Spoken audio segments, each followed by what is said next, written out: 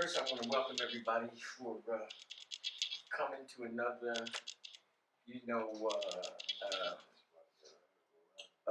annual forum, weekly forum, or monthly forum, or whenever we have a forum. But we want to welcome everybody for this particular forum and presentation that we commence to do the things that we normally do here at African Echoes, and that is to be a proactive conduit for the circulation and dissemination of information. So what I will first do is read our opening statement, then we will pour a libation, and I will give you a brief overview of what we're going to commence to get involved. Where is, oh, here. Okay. African Echoes and George E. Simmons Legacy Group mission statement. African Echoes George E. Simmons Legacy Group is an organization that is dedicated to the restoration and maintenance of culture, tradition, history of African people at home and abroad. Our primary focus is to stimulate, educate, and serve our communities by providing alternative educational, cultural outlets that are steeped in African values, African principles, and most of all, an African worldview.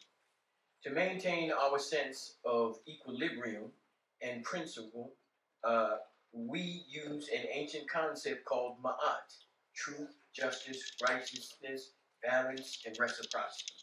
It provides for us the grounding force of morality, integrity, and ethics, and represents the cornerstone to one's character, personality, and our relationship to the world. In short, we see ourselves as the custodians of African consciousness and culture, protectors of principle and personality, and servants of and for African people. Asante Sana and Hotep.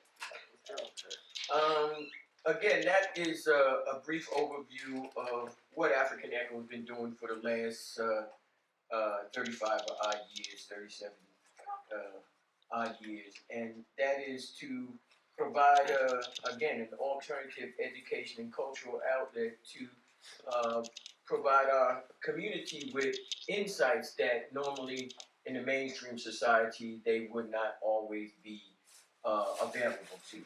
And when it comes down to your history, your cultural history, you should never ask somebody to teach you that.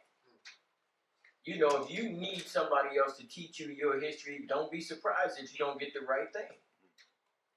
And usually that was the case, because as we look at history and we look at our relationship to history, the paradigm, the yardstick, the institutions that we relied on have always been foreign to us. And they've been literally the maintenance of mainstream education, or the mainstream society, or the whole aspect of domination and control.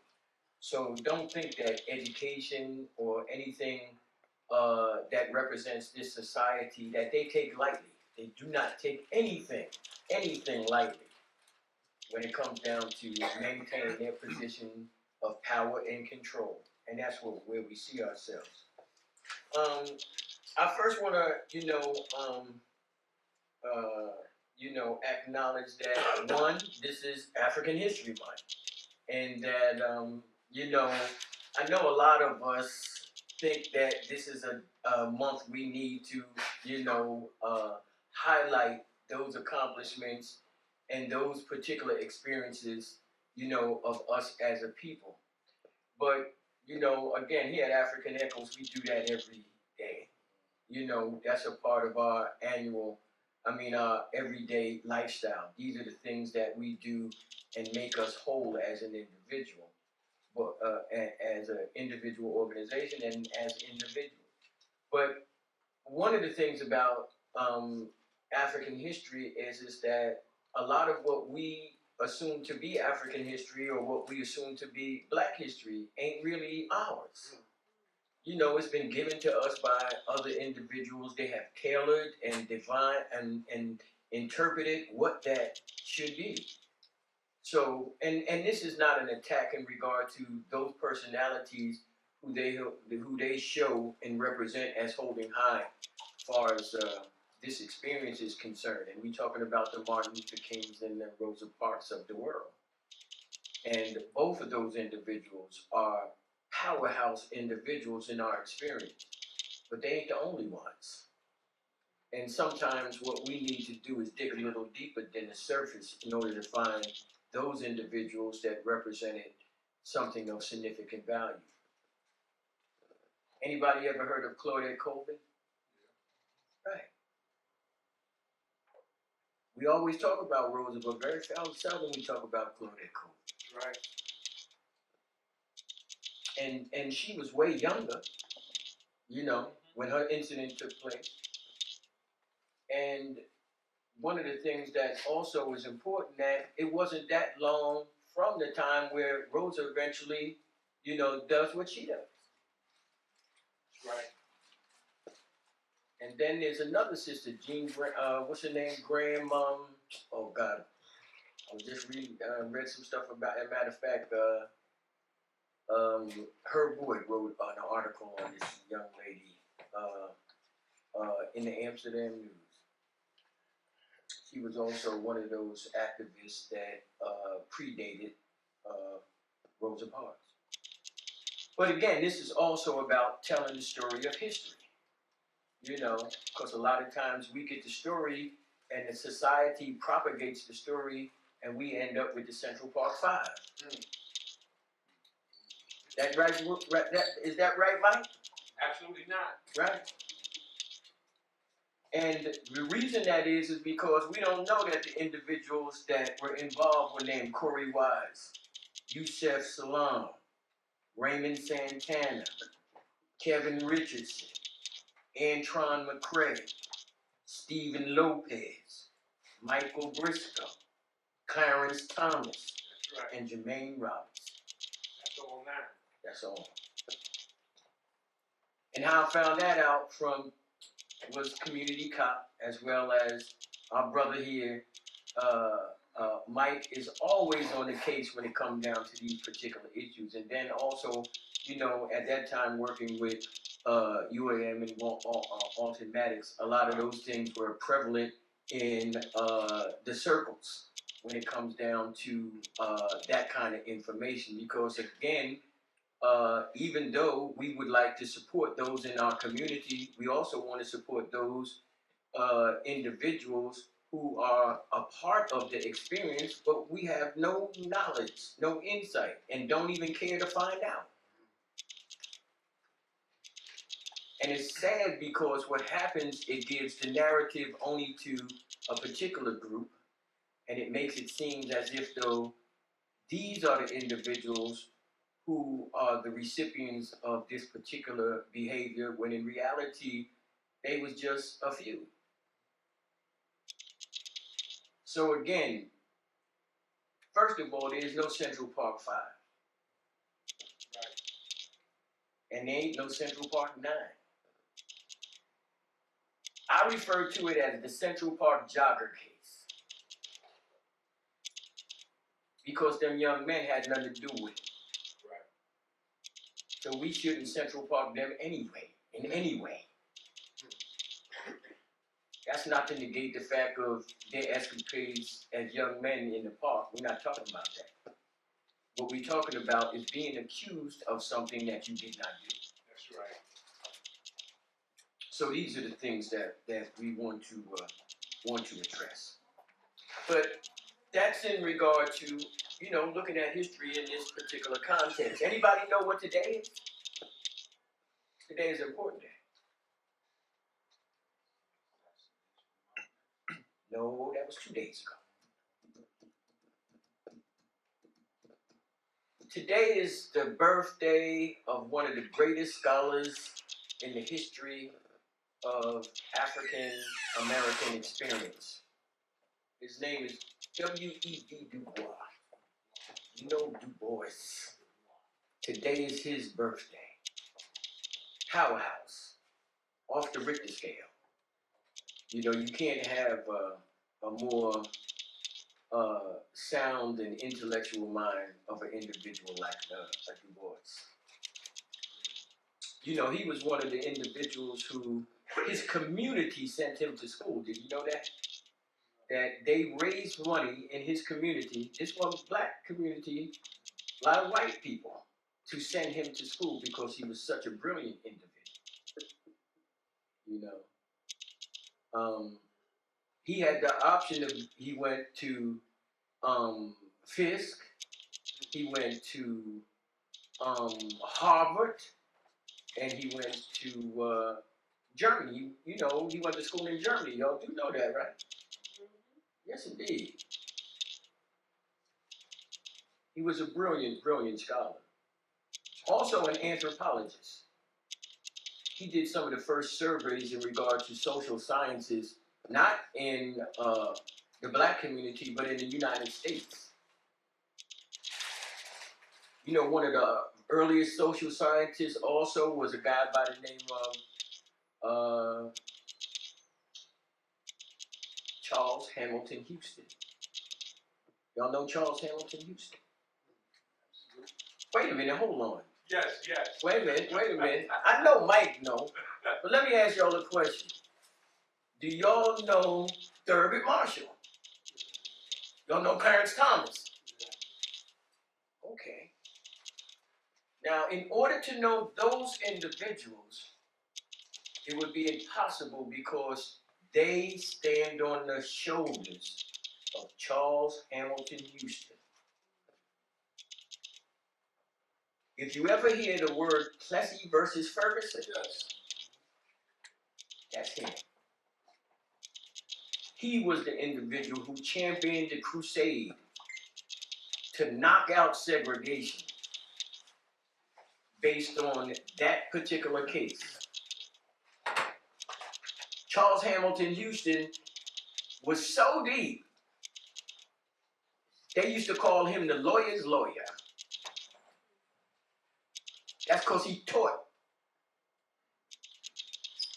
you know, Thurgood Marshall. Every major, renowned lawyer of that day passed through his particular experience. That's not a question, that's truth. And he set the standard what excellence was in regard to what it is to be a legal mind. His major concern was you don't have a right to be a legal mind and not support your community. That's unacceptable. All of the individuals he taught had to give back to the community. Not if you wanted to, you had to. It was set up like that. So when you think about Howard University, he was the head of its whole law department. That was him. Huh? He developed everything. He was the foundation. Right. Yes, sir, Mike. He said you're either a social engineer as a lawyer. That's right. He said you're either social engineer Or social parasite. That's correct. That is it. Think about that. Trust what you said his full name one more time. Charles Hamilton Houston. There's a biography written about him called Ungrounded, I think it is. But it's fantastic material. If you don't ever read about nobody in your next year of reading about African people, pick up a book about Charles Hamilton Houston. It will really blow you away. As we get started, as you know, the title of the subject matter for today is Donald Trump Black People's Worst President, U.S. Presidents and Races? And what we're really looking at is not just, the issue of Donald Trump is insignificant. Because unless you've been on the rock in the past 4 years, I'm pretty sure you've been exposed to him either directly or indirectly. And I'm pretty sure you have heard of some of his personal escapades in regard to the issue of race, as well as the issue of his position of power and presidency. And some of that is self-explanatory. So, a lot of that is, irrespective. We don't have to go into that in detail. But the other individuals we're going to deal with, but we're going to deal with the subject matter is not specifically only just about the president. It's more about racism, the institutional aspect of racism.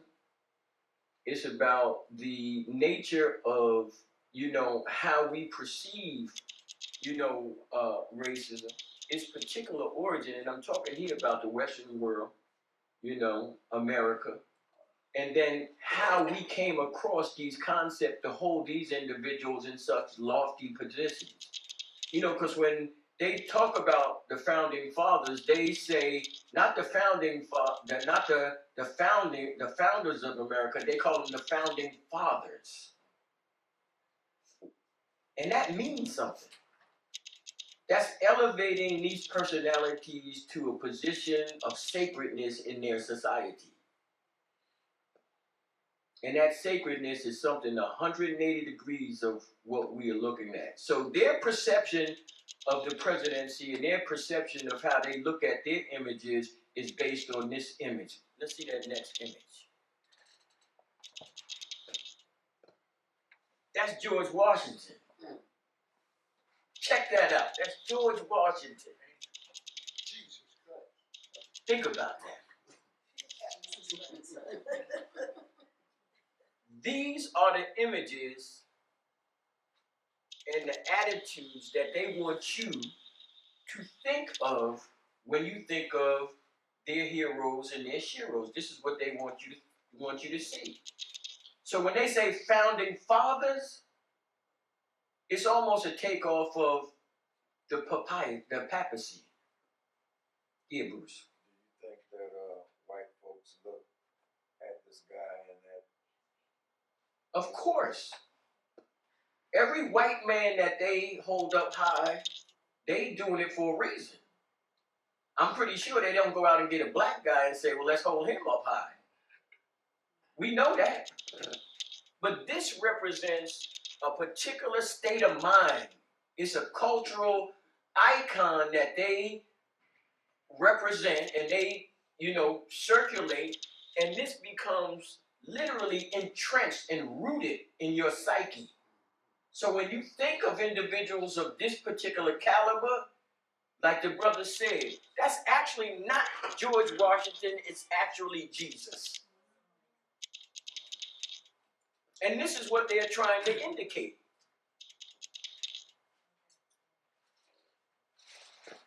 Do you think they would ever show Barack Obama like that? Not unless they put a rope around it.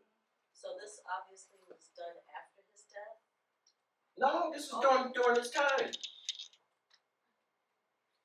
That's why I say is that sometimes what we have to do is we have to look at these individuals other than the traditional historical or definition how we see them and dig a little deeper, because a lot of what we know about these individuals are surface. Like George Washington had wooden teeth.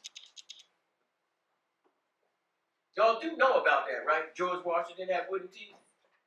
Well, it didn't happen. It never existed. George Washington's teeth came from two places. They were elephant tusks. And us. You beat me to it. In other words, slaves. They took teeth from Africans in order to give to him. This is what we're dealing with.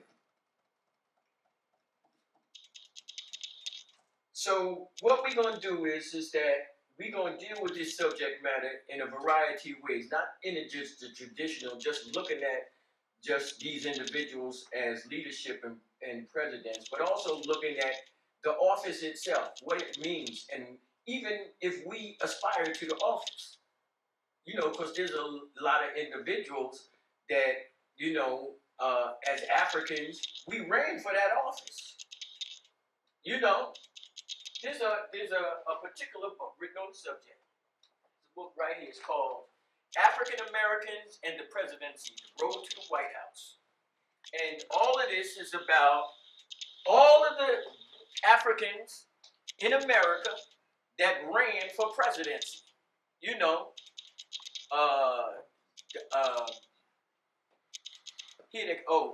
Shirley Chisholm, Dick Gregory, Eldridge Cleaver, Laura Branch, Colin Powell. I mean, all of these individuals represent a particular aspiration for that particular office, and some of them go back even during colonial times.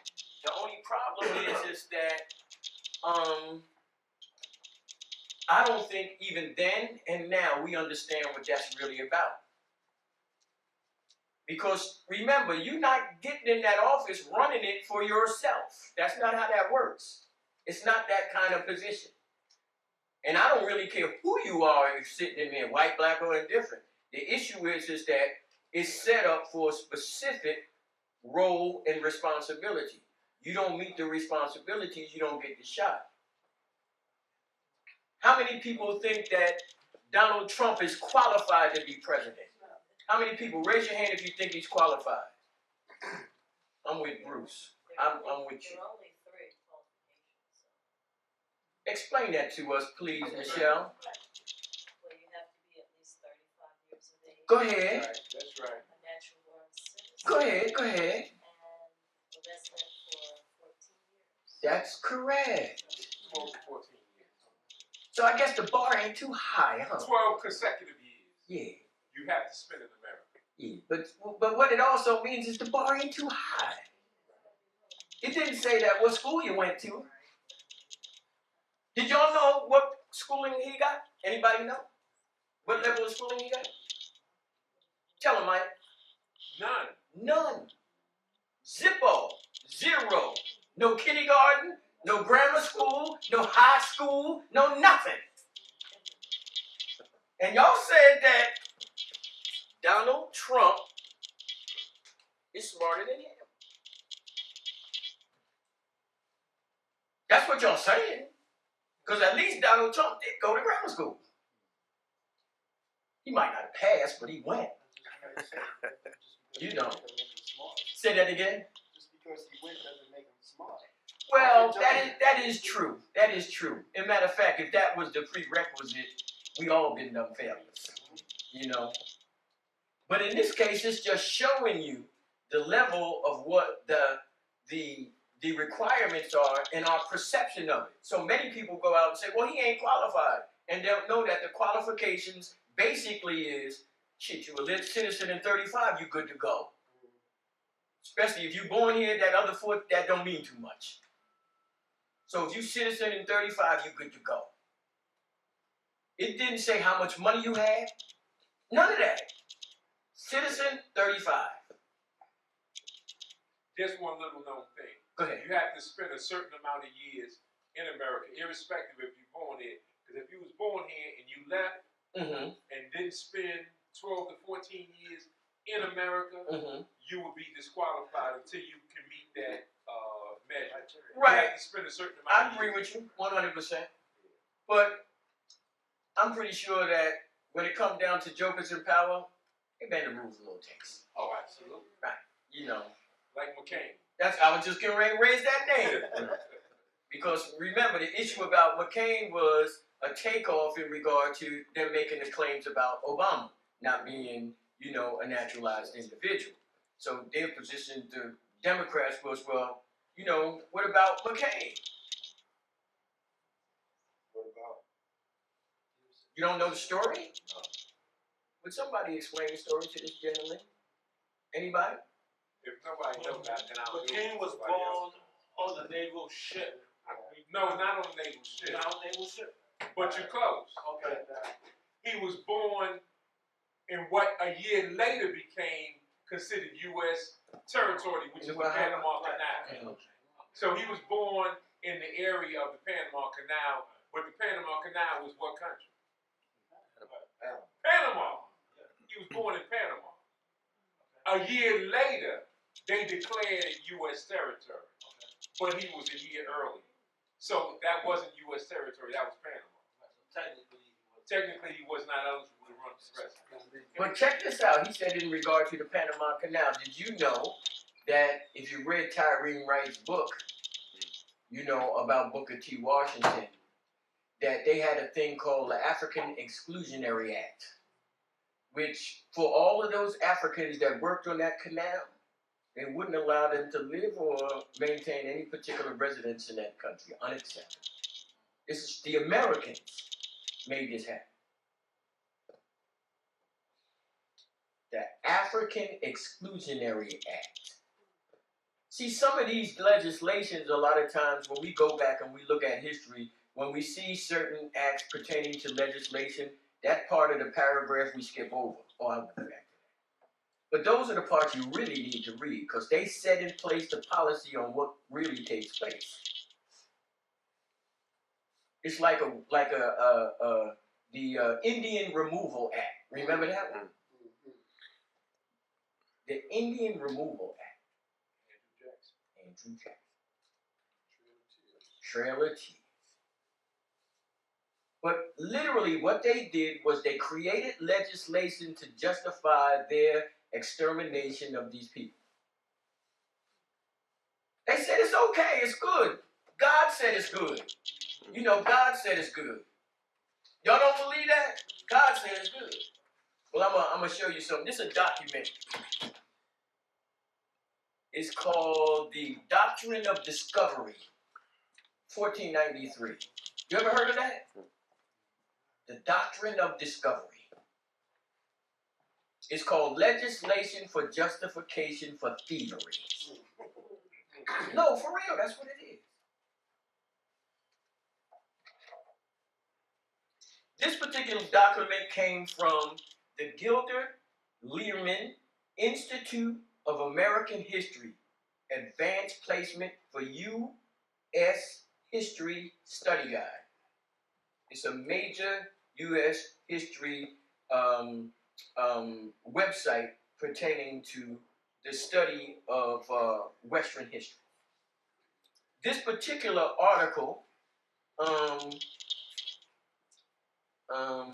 was, I'm trying to see who was the original author, but they don't have it. They just used the institute. But the title of the document, the title of the article is The Doctrine of Discovery, 1493. It says the papal bull Inter Caetera, issued by Pope Alexander VI on May 4th, 1493, played a central role in the Spanish conquest of the New World. The document supported Spain's strategy to ensure its exclusive rights to the lands discovered by Columbus the previous year. In other words, this is a piece of legislation, because remember, it's taking place in 1493. So that means that this is taking place 1 year after Columbus had already been here. And what they're saying is that now that we know the land is there, we have to make legislation to maintain that we keep it, that it's ours. Now, go ahead. No matter what. No matter what. But they needed an authority to do it. So the authority they go to is this authority, God. They go to God for it. And at that time, in 1493, in Europe, God was the Pope. The Pope was the final word in regard to anything that went on, politically, culturally, religious, anything. They were the individuals. And remember, when we're talking about 1493, remember what's taking place in religious history, in Christian history during that time. That's a very tumultuous time for Christians. because it literally represents the view authority is an issue. And there was a guy by the name of Martin Luther, you probably heard of, went and took 93 Caesars and nailed them on the Wittenberg church door to protest his discontent for a lot of the shortcomings of all of them jokers inside the Catholic Church that was professing one thing and doing another.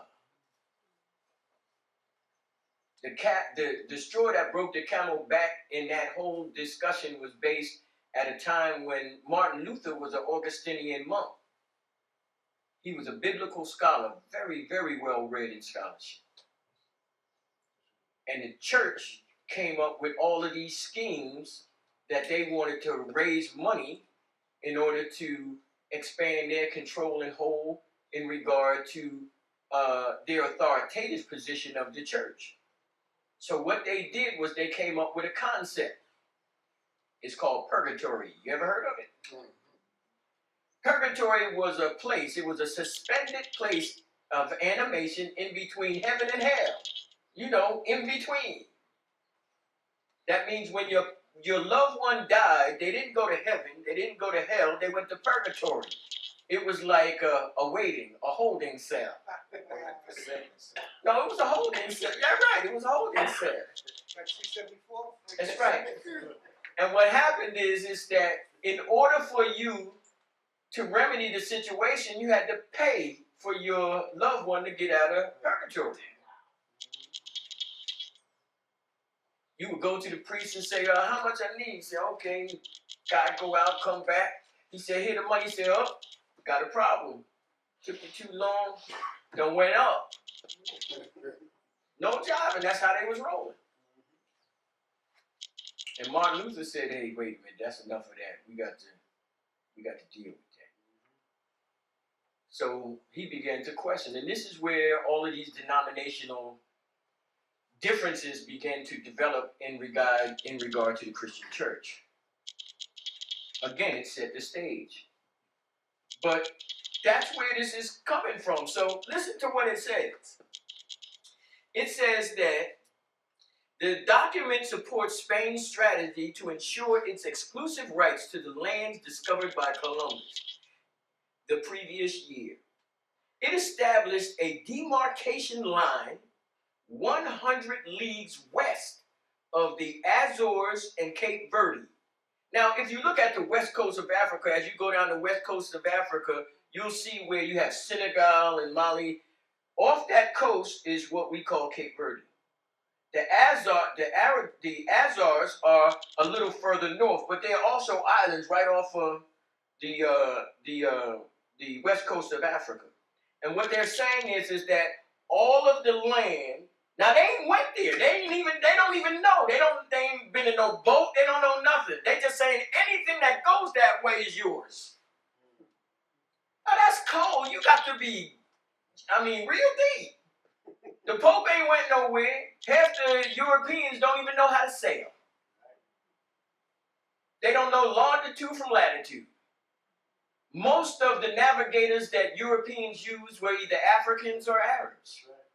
Because they had no knowledge of the science of celestial movements of the sky, much less what was going on that ocean. As you know, their particular perception was if you went too far out in the ocean, you was going what? Fall off on the other side. That was the perception.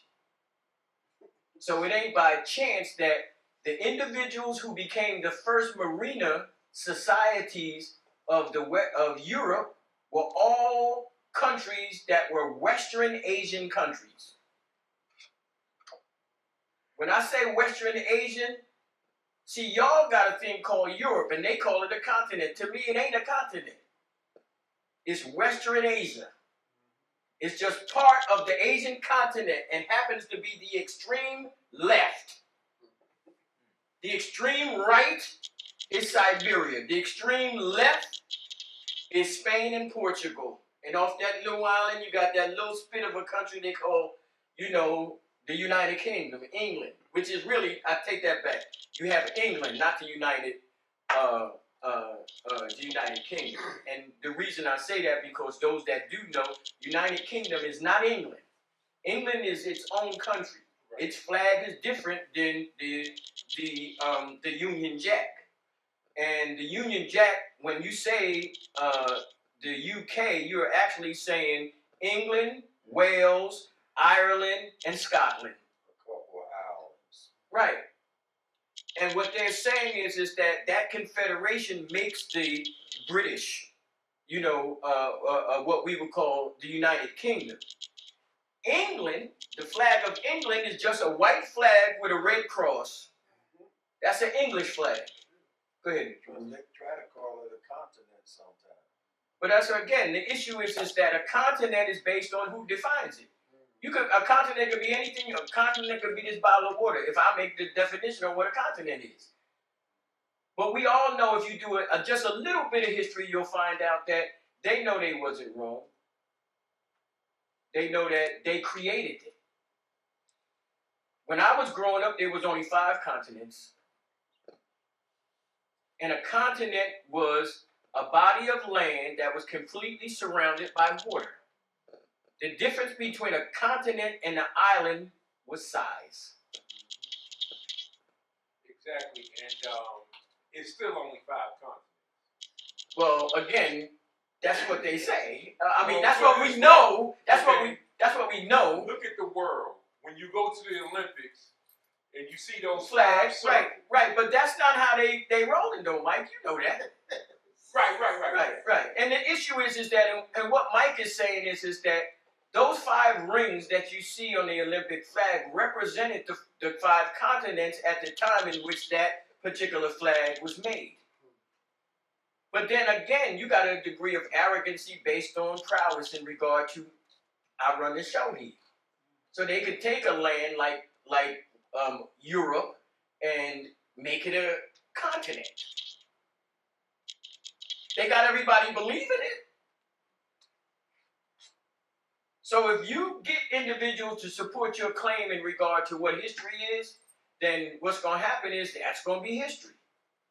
They just had an atheist guy, we was looking at some footage, and one of the things they were talking about was about, history in regard to how we see history versus how we look at folklore or tradition or legend. So when we talk about a story, the issue of discussion in that piece by the atheist was about slavery in the Bible. And the significance is that the statements that are made in regard to slavery are only made, and the guy, his position was based on what was written in the Bible. But it's not what was written, it was when it was written. Because when you read the Bible, a lot of times people assume that the Bible was written at the time in which the events took place. Not even close. And then the stories that they reflect have an interpretation that from a spirit of writing shows you that that wasn't the time in which that took place. So this is what happens when you consume somebody else's perspective of history or somebody else's perspective of any story. You want to go out and at least, if the story means that much to you, to go out and find out what you would assume to have more credible, concrete evidence to support your claim. Concrete evidence, not facts. Let me say that again. Concrete evidence, not facts. Big difference. And you'll get debates about it. But believe me, my position on it is this. Evidence are material remains of something or an event. Facts are the interpretation of that evidence. Facts can be altered based on the joker who's interpreting the evidence at any time. But the problem is when facts are given, they're given as if though they're evidence, unchangeable. Evidence is the only thing that's unchangeable. It is what it is. Whether you see it, whether you try to interpret, it don't mean nothing. What it means is it is what it is. But soon as you come in and said, oh, well, I think this is what it looked, and that's now, you are now defining what it is. That's something different. So when we look at these subject matters, our major concern is to look at the subject matters based on what evidence we have to go with. So let's begin to deal with this subject matter. Let's deal with it a little bit.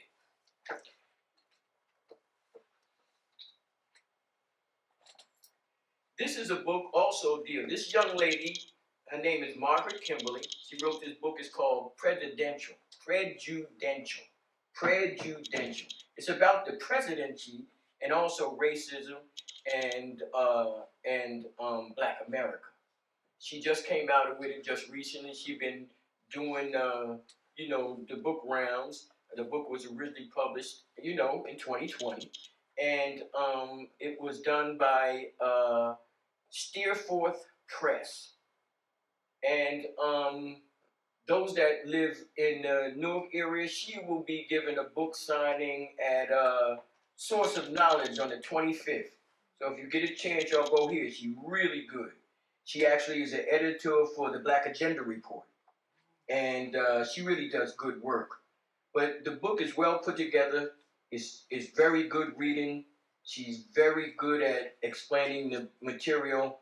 But I'm just going to read you a little bit in regard to the opening, in regard to her particular take on this subject matter. I want to read you a quote first, and this is in honor of, the birthday boy, W.E.B. In 1956, I shall not go to the polls. This is W.E.B. Du Bois talking. He telling you that, he's straight up. When it comes down to politics, ain't nobody deeper than him. And he telling you what I feel. He telling you what I feel right now. Every time I go to a voting booth, this is what I feel. Every time. He says, in 1956, I shall not go to the polls. I have registered. I believe that democracy has so far disappeared in the United States that no, quote, two evils exist. There is but one evil party with two names. And it will be elected despite all I can do or say. What he said is what I usually say. That in America you have one party. One party. It just got two faces. And the end result is, and this is for real, the two-party system is based on have and have-nots. It's not just about race. Race has a role to play, but have and have-nots is more important to them than, just race. Yes? Malcolm said, if you can't prove to me that democracy is not hypocrisy, then you can't deal with democracy. Well, that was true, but most of these individuals who became presidents know that this country is not a democracy. It's never been, and it never will be. That's right. As a matter of fact, the first individual that were the founders of what we call the Democratic Party, it wasn't even called that then. It was called the Democratic Republican Party. Did you know that? And the joker that came up with that was an individual that owned 600 slaves. 600. TJ? That's what they called him. And we ain't talking about Justin Timberlake. What was his name? Thomas Jefferson. Jefferson. Oh, yeah. Scallywag. No, But again, this is the preface to what Miss Margaret Kimberly. But let me read this. It says, once upon a time, there were millions of people living on the continent. They were invaded by people from a distant part of the world. These newcomers, killers, the inhabitants via military attacks, infectious disease, and outright theft of their lands. The invaders also kidnapped other human beings from yet another part of the world and enslaved them on the stolen land. More than 200 years after the invaders appeared, there was a war that ended slavery but accelerated the extermination of the indigenous residents. More invaders came until they had claimed the entire continent. The political and economic system of this land was built on these crimes. These are undeniable truths of American history that can be asserted and summed up briefly, but the devil is always in the details. Americans like to think of themselves as an exceptional people bound together by noble ideas. The belief is challenged, however, when history is taught more honestly and fully without omitting facts or telling outright lies. Presidents are outsized characters in American narratives about itself. Children attend schools named after them. There are monuments dedicated to them in every state.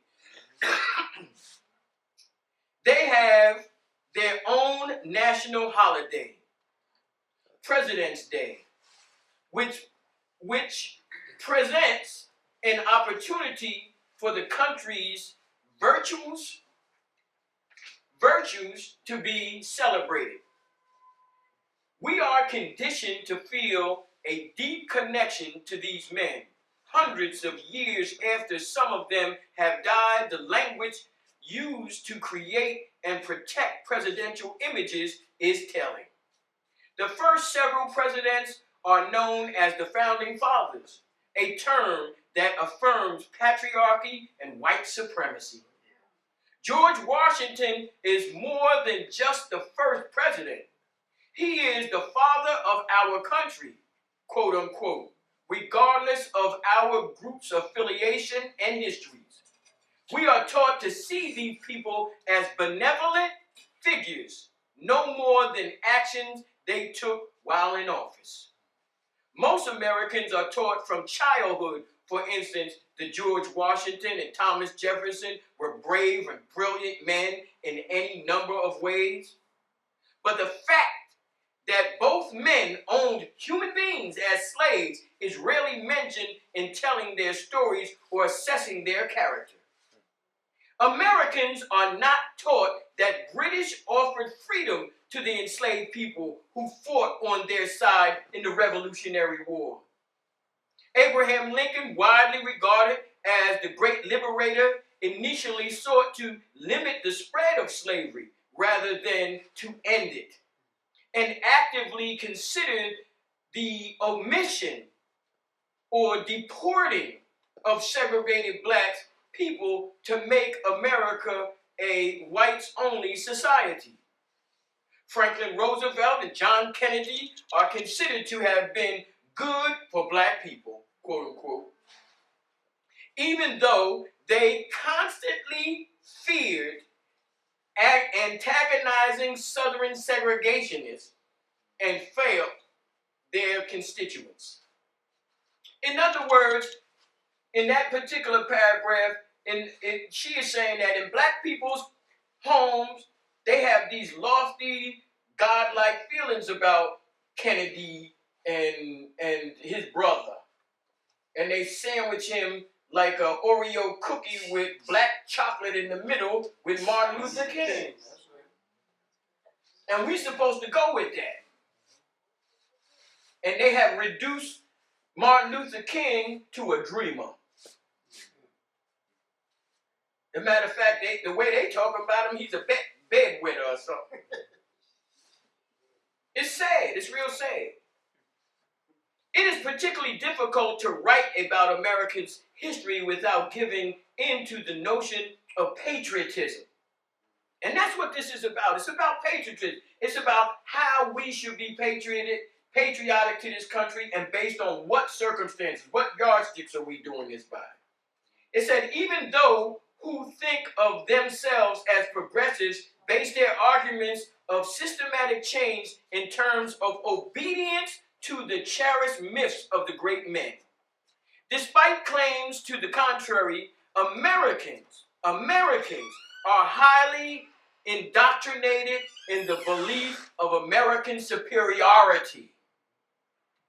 Though the democratic progress usually amounts to a series of compromises and incremental steps, emphasizing only those facts of history that make our, quote, great men, unquote, look good, undermines the creation of the sense of inclusion and understanding necessary to improve the lives of all citizens. This book is an effort to shed light on the truth. George Washington did not have wooden teeth, as it is commonly believed, but he did take teeth out of his slaves' mouths. That's right.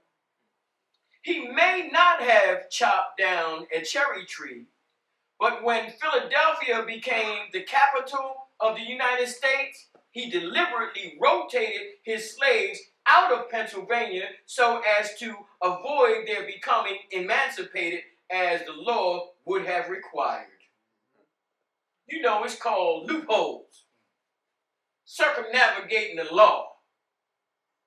The law that he said he believed in. That's why I say all these lofty ideals and all of that they put in front of you, like,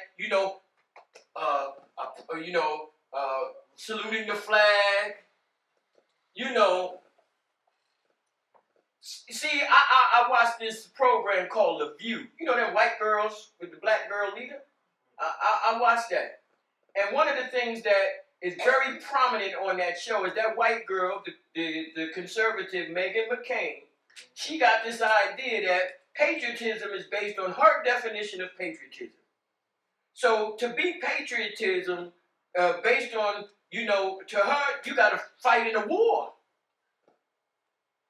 So I said, shit, if that's the case, black people are the most patriotic of all people on this planet. No, we are the most patriots. Anybody know why we're the most patriotic? Say that again? No. Say that again? We died in all of them, but that's still not it. Is it a higher enlistment rate? No, that ain't it either. Africans is so deep. No, go ahead, Mike, go ahead. No, I would just say based on the disenfranchisement level that we have that we've been under the sojourn of, I would say that we're the most patriotic, given that reality of our third-class citizenship. We're the most patriotic. That too, but what makes us more patriotic than anybody else is go ahead. Because we believe that once we engage in these wars for this country, that we're actually gonna reap some of the rewards. Right, that is true, but the reality was it's not just that. Remember, every war we ever fought in, they didn't want us to fight. True. You get what I'm saying? True. Every time we fought, even if we did good, we came back and we were subjected to what? Discrimination, murder, mayhem, riot. So in other words, not only did we fight for them, we fought for ourselves at the same time. Nobody else in this country ever did that. That will be. That's right. Nobody. We fought 2 wars at the same time, came back and literally got killed fighting another war. And we never seek to say, listen, the French gave us more recognition for fighting for them than the Americans for fighting for them for the fucking French. That's right. For the kill. That's right. That's what makes it. Anytime a white person come to me and say that, I laugh in his freaking face. I say, you out of your damn mind. You ain't read a book. You ain't did nothing. You ain't even know your own history. Black people are the most patriotic people on the face of the freaking planet Earth. Y'all better get this. We did things that went far beyond the call of duty. Go read the stories of the Revolutionary War, the Civil War. Buffalo Soldier. Well, the Buffalo Soldiers got a two-edged sword there. Yeah, they was Because- they was killing him. That's it. But they was doing it for the enemy. That's right. And why was they doing that? They was doing that to be accepted in the mainstream, to give what you said in the beginning, and that is to be a part of Americanism. This 2020. Can anyone here say that they are truly a part of Americanism? Do you reap the benefits, the fruits of Americanism? See, this is what we're talking about. So when we're talking about patriotism, that's where we're going. So when Miss Margaret Kimberly is outlining this, she is giving us a bird's eye view in regard to the issues that we are confronted when dealing with what Du Bois said, that we have to settle for the two evils. It's as if though we got to say, well, I know this joker gonna steal my freaking house, but I just gotta help him. No, that's what we doing. Basically. I'm watching the public affairs shows this morning, and you know, to meet the press, and you know what the big issue now? This is the big issue. This is democracy now. We talking democracy. It's America, democracy. And democracy in America, by a lot of jokers, is symbolized by the Democratic Party. Now, all of the talk shows, they all said the same thing. They trying to find out how the Republican Party can put Bernie Sanders to the side. Because now he done amassed a certain amount of delegates, he done amassed a certain amount of rates, and he's flying high. And their position is, now listen to this, I'm pretty sure you heard about it, Mike, that in this new issue about the Russians, you know, tampering with the American elections, that their concern was that the intelligence community is saying that the Russians want in favor of Donald Trump, but they also want Bernie to win, because their position, again, is that if Bernie wins, and that'll be easier for Donald Trump to make his move, because the majority of mainstream America is not going to support him attached with the democratic socialist concept. They're not going to do it. And the issue is that, and I'm just saying to y'all, and you know who's the first person who put that concept out? Do y'all know who was the first person that said that if we do that with Bernie, we ain't gonna be able to be president? You know who said that first? No, it's Barack Obama. Barack Obama said that. In other words, his position is we want the old Democrats. See, the issue about any real party or any real relationship or any real religion or any real organization is that you evolve. That eventually go through a process of change. You can't tell me that the NAACP of 1908 is the NAAC of 2020. If it is, something is wrong. That's the problem that we have, no involvement. So here we have a situation where these individuals are put in positions of power, and what do we receive? From the time we're talking about, from this time, all the way up into that book that I just showed you about all them black presidents, all them black people that want to run for president, we all wanted to be president, or we all wanted to be accepted. We all wanted to be American. It's crazy. Well, let's go on. Brother Trust, before you move on, ask this question. You was talking about we have to evolve, right? Mm-hmm. And And one of the things I've been thinking about is like, are we still using the same paradigm that we used back in the early 1800s to deal with racism? And we still using the same Yes, sir. paradigm? That's exactly. We haven't really sat back and really, like a think tank, really analyzed this. The only guy that I have seen that did that is the only guy, but it's a few individuals that delve into that area, and all of them work in the same profession. Bobby Wright, Amos Wilson, and Francis Cress Wilson. Oh, yes. Yeah. All of them said the same thing. You know what they all said? Black people out of your goddamn mind. That's what they said. That was the conclusion.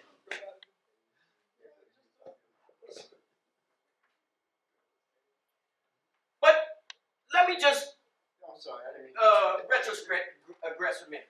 How I came to this study of this subject matter, I came to at 13 and a half years old. Now, as y'all know, I just had a birthday 2 years ago. I just turned 64, so that's 50 years ago. 2 days. I mean, huh? Except 2 years.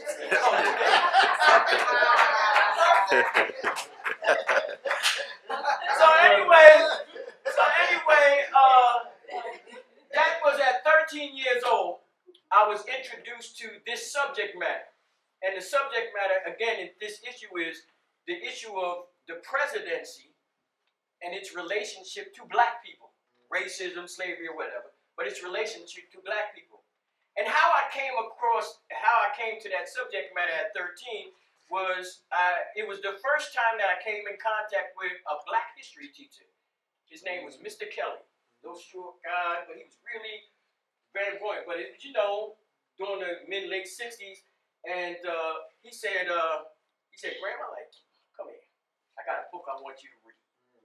And he said, it's a novel.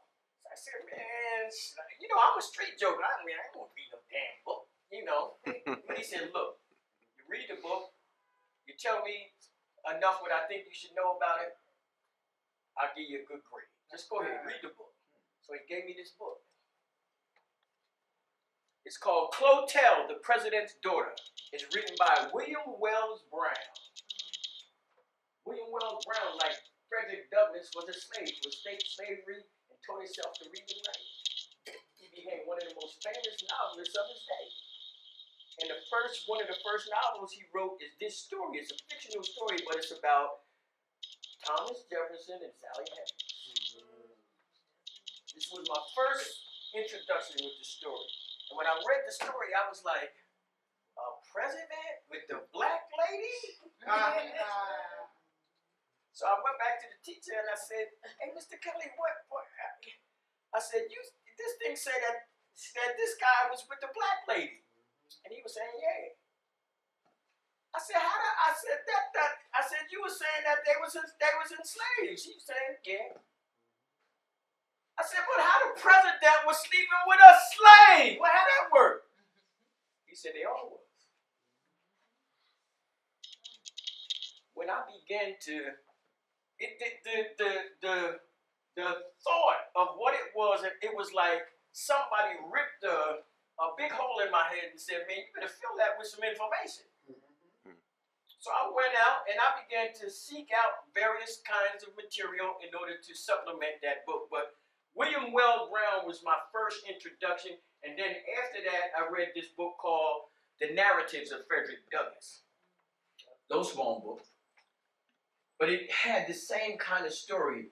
These very, very driven individuals who overcome adversities in every way you could imagine. I mean, the oppression that these individuals suffered, and then to overcome, that means to relieve yourself of that situation by any means necessary, violence or otherwise, and then go through the process of trying to educate yourself. That's deep. That's real deep. Now, you done had all these years of Joker beating you down, and now you're trying to find some way to reward your intellect. Bruh. That's why I say we are the most patriotic. Don't get it twisted. They never had to, under the circumstances or conditions that we suffered under, they never had to do that and achieve what they achieved.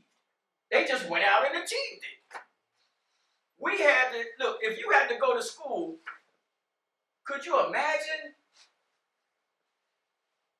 See, we don't realize that in those early periods, revolutionary, colonial periods, all the way up until the end of slavery, 1865, there was no public school in America. What are you talking about?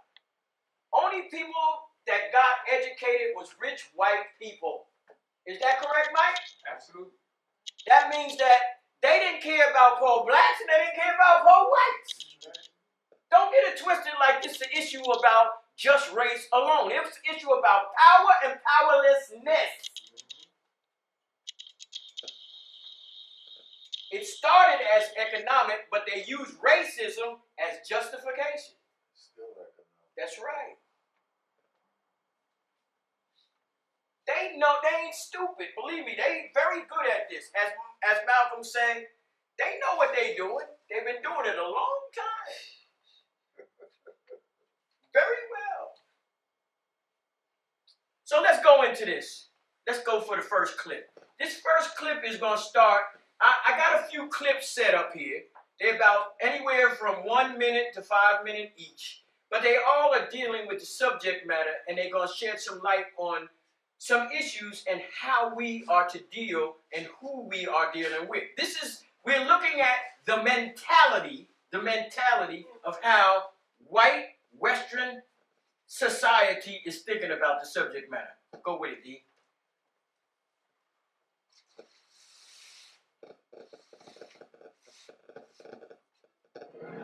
Every once in a while, something comes along so masterful. Excuse me, I saw the same pictures as you did. You had people in that group that were there to protest the taking down of, to them, a very, very important statue and the renaming of a park from Robert E. Lee to another name. Well, no, George Washington was a slave owner. Was George Washington a slave owner? So will George Washington now lose his status? Are we going to take down, excuse me, are we going to take down statues to George Washington? How about Thomas Jefferson? What do you think of Thomas Jefferson? You like him? Okay, good. Are we going to take down the statue? Because he was a major slave owner. Now we're going to take down his statue. So you know what? It's fine. You're changing history, you're changing culture, and you had people, and I'm not talking about the neo-Nazis or the white nationalists, because they should be condemned totally. But you had many people in that group other than neo-Nazis and white nationalists, okay? And the press has treated them absolutely unfairly. Okay, now, as you can see, even dumb Donald Trump understands the contradictions. He understands, he ain't stupid. And his position is that, look, he's not looking at it in a political context. He's looking at it as survival of world white supremacy. That's his position. He got the Steve Bannon, playbook. So his position is trying to preserve what they call, because remember, the word conservative should be / traditional. That means we want to go back to old days. And Democrats, they call themselves liberal. New ideas. But what they really mean is my ideas, not yours. Mine. Go ahead. If America was built on right, it would evaporate right now. Yeah, well, that's another issue. So let's go to the next clip. Go ahead, D.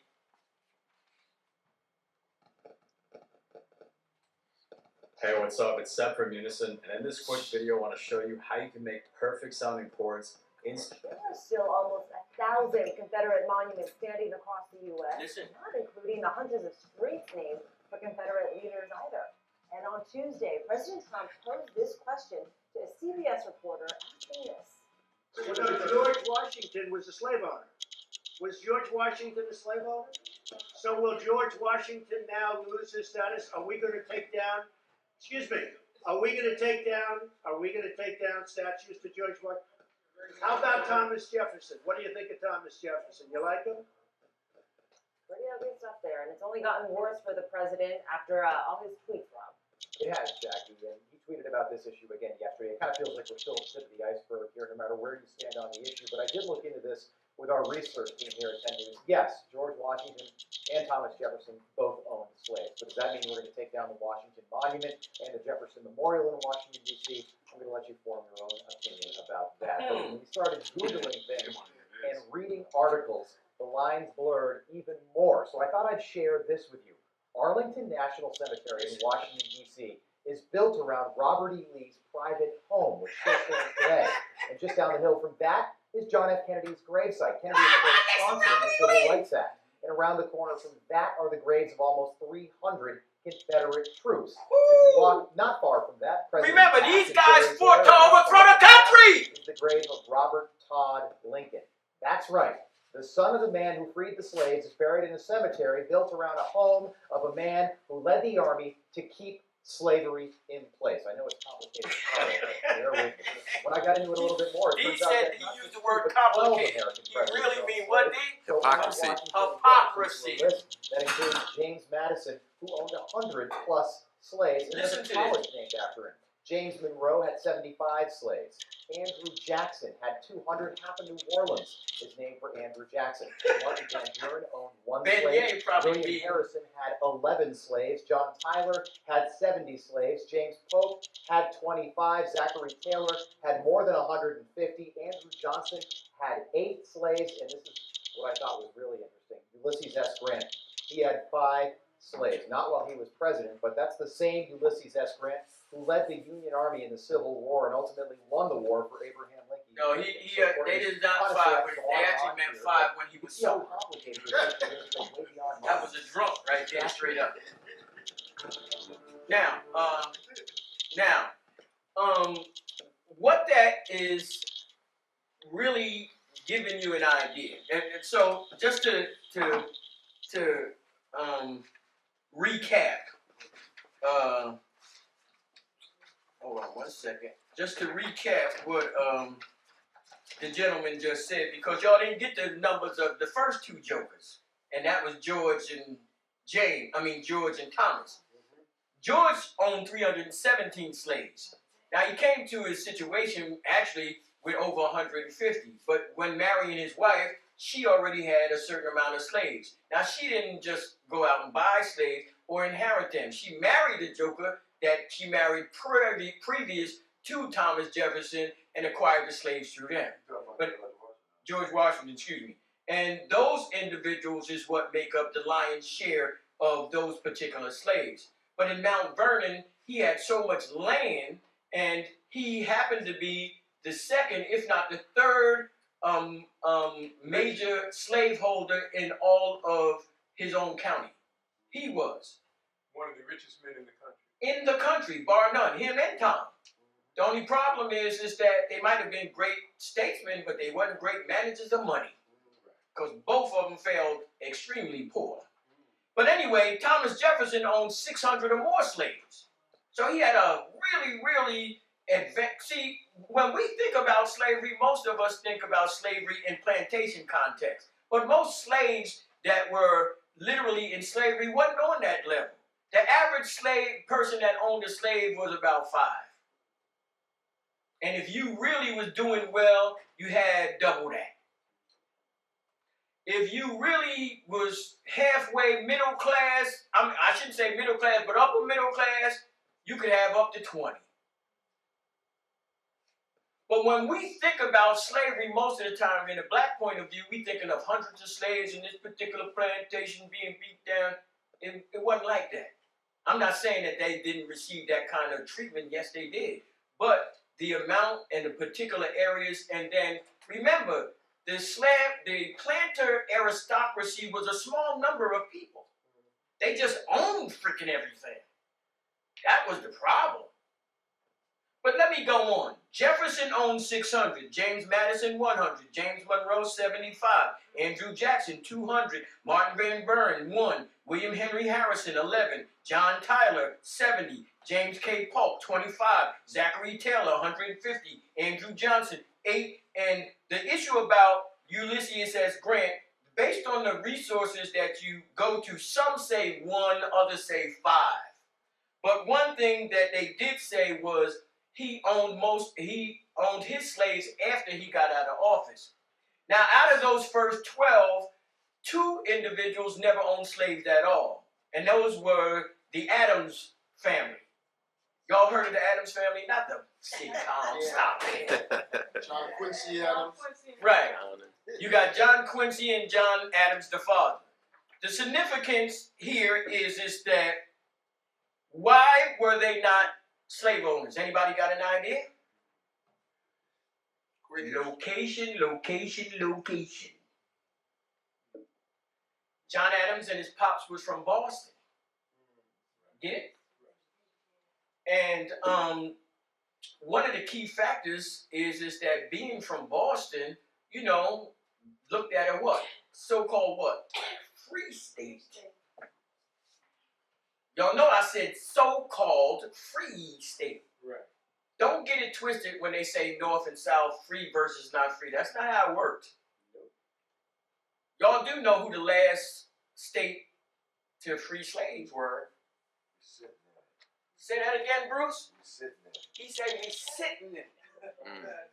New Jersey, last state in the Union to free slaves. How many people ride down Fielding-Heights Avenue? Go read that history. Go read Mr. Fielding-Heights. You're going to find out some real rough stuff. Believe that. But again, this is the crucible that we're dealing with. So, let's look at how white folks think we should be patriotic to these jokers who owned, maimed, killed, kidnapped our freaking family. Go ahead. Okay, I don't know if you heard, but we just had a big development in the unfolding Spygate investigations.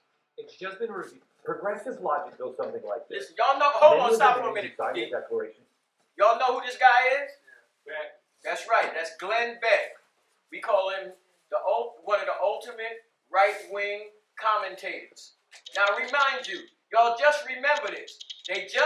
Donald Trump just gave Rush Limbaugh the Medal of Freedom, is that correct? Mm-hmm. Right, the Medal of Freedom. That means that he gave the Medal of Freedom to one of the most racist talk show hosts in the country. Now, most people, when they think of Glenn Beck or him or any of them right wings, they think of them as really vicious. But there's a guy who really was the founder of right-wing racist diatribe. And that's right. And one of the things about that is that most of y'all, unless you are familiar with mainstream talk radio in the tri-state area, are not familiar with it because one, most of y'all would never listen to it. Second is he set the paradigm for any race. That's called Steve Bannon, all of them. That's right. Every one of them, That's right. He's the yardstick. And you know what his name is? Bob freaking Grant. Anybody ever heard of Bob Grant? Yes. Oh boy, I'm pretty sure that they should have some YouTube on Bob Grant. I'm pretty sure. WABC. That's right, WABC. Listen, Bob Grant will make these jokers look like kids play. And he'll tell you, he was like, you, black woman, man, we need to cut that baby out your stomach. On national radio, he would say this. This is where... He did mock hangings of black leaders. That's right. On the radio. Like it was Amos and Andy. Yes. No bull. By the way, Amos and Andy were two Jewish guys. Freeman Goslin and... That's right. Freeman Goslin and... Good. Say that again. Freeman Goslin and the other one was... I can't remember his name. That's right. The only reason that they became black because they wanted to put it on TV. And they know people wouldn't, because half the black folks didn't even know they was Jewish until somebody told them. Don't judge me. Y'all really think that Mammy started with Al Jolson and Eddie Cantor? Y'all ever heard of Eddie Cantor? Yes. Did y'all know who was the individual who got Sammy Davis to be Jewish? Eddie Cantor. Eddie Cantor said that Sammy Davis was one of the greatest entertainers he ever seen. The greatest individual in all of TV, the founder of all of TV, went to Sammy Davis's funeral, and publicly when they introduced him, he said, you know, I've been in this business all my life. There's nobody that precedes me. He said, and the greatest entertainer is right there. Who was it? First man in TV. Milton Berle. Uncle Milton. Milton Berle said the greatest entertainer he had ever seen in all of his life, bar none, was Sammy Davis Jr.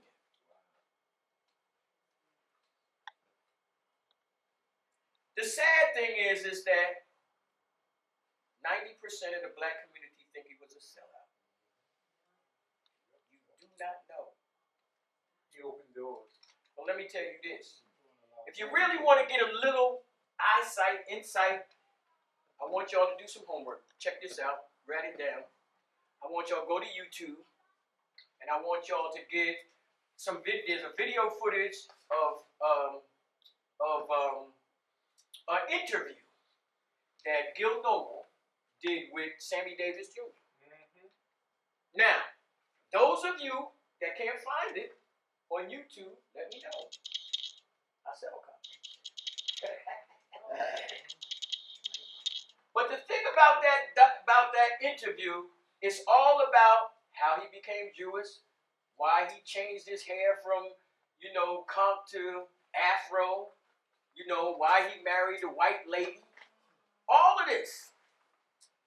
And when you hear what he say, you gotta walk away and say, hey, I feel for you, my brother. I'm down. I understand your position. The problem is that a lot of times we take positions on our heroes and sheroes, and we really don't really know who they really are, because we ain't really asked. Because we just really busy, venting, instead of really trying to find out what the details are.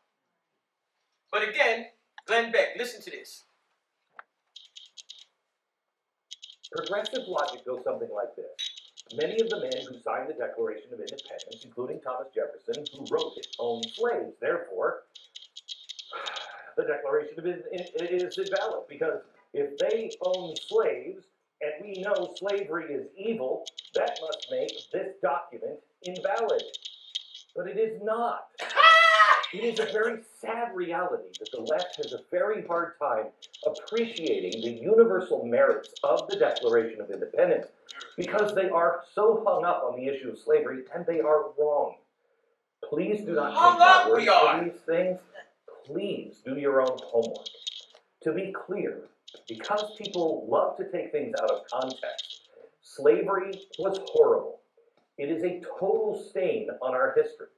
But defending the Declaration of Independence is not an effort to excuse any aspect of slavery. It is to show you the genius of the concept. People will say, how could the founders approve the phrase, all men are created equal, when many of them owned slaves? How did they miss that? Well, they didn't miss that. In fact, it was Thomas Jefferson that included an anti-slavery passage in his first draft of the Declaration. In the first draft, in his own handwriting, the paragraph blasted King George for condoning slavery and preventing the American colonies from passing legislation to ban slavery.